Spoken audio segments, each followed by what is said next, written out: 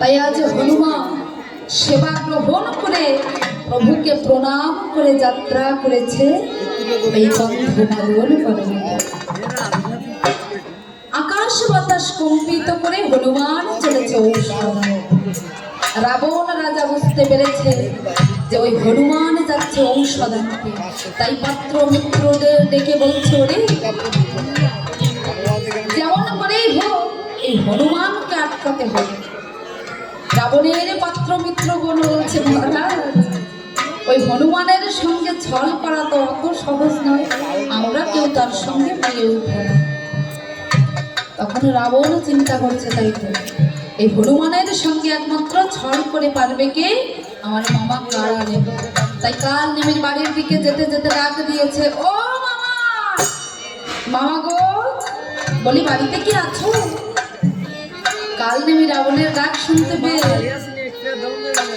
তার স্ত্রীকে ডেকে বলছে, এই শোনো, ওই যে রাবণ আসছে আমাকে ডাকতে, বেটা নিশ্চয়ই কোনো মতলবে আসছে। যদি এসে জিজ্ঞাসা করে মামা কই, তুমি সোজাসুজি বলে দেবে যে আমাদের উনি ঘরে নেই। কাল নেমির স্ত্রী বলছে, ও তুমি কোনো চিন্তা করো না, আমি ঠিকঠাক বুঝিয়ে বলবো।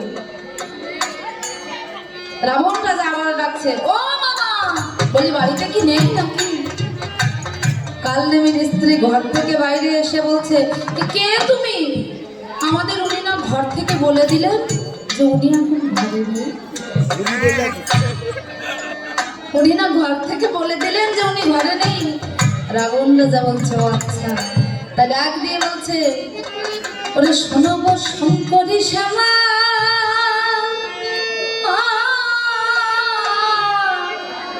কোথায় কাল নেমি মামা?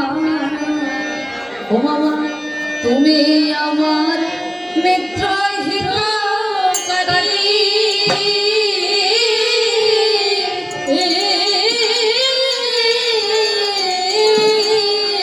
ও মামা করি তোমায় নিবেদন,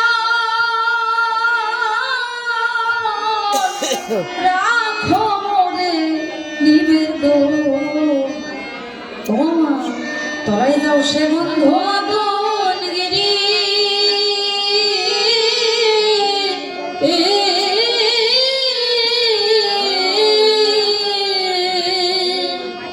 কাল নেমি চিন্তা করছে, এই রে আমার তো আর না বেরিয়ে উপায় নেই।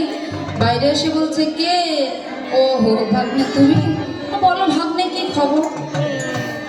বলে, ও মামা, আমি রামের ভাই লক্ষ্মণকে শক্তিশালী বিদ্ধ করেছি, তাই হনুমান যাচ্ছে ওই গন্ধমাদনে ঔষধ আনতে। যেমন করেই হোক আজ রাতটুকু ওকে আটকাতে হবে, কারণ আজ রাতের মধ্যে ঔষধ নিয়ে না ফিরতে পারলে লক্ষ্মণকে বাঁচানো যাবে। তা তুমি যাও মামা, ওই মুখ পুরা হনুমানকে আটকাও। কাল নেমে বলছে, ভাগ্নে ওই মুখ পুরা হনুমানের সঙ্গে ছল করা তো অত সহজ নয়। বলে, ও মামা, মারিলে পবন কুমারে অর্ধেক রাজ্য দেব তোমারে, আরো দেব অর্ধেক রমণী। ওই হনুমানকে মারতে পারলে আমার অর্ধেক রাজ্য সহ অর্ধেক রমণীর ভাগ আমি তোমায় দিয়ে দেবো। কাল নেমে চিন্তা করছে, বাবা এ তো দেখছে না চাইতে পুরোটাই পাওয়া।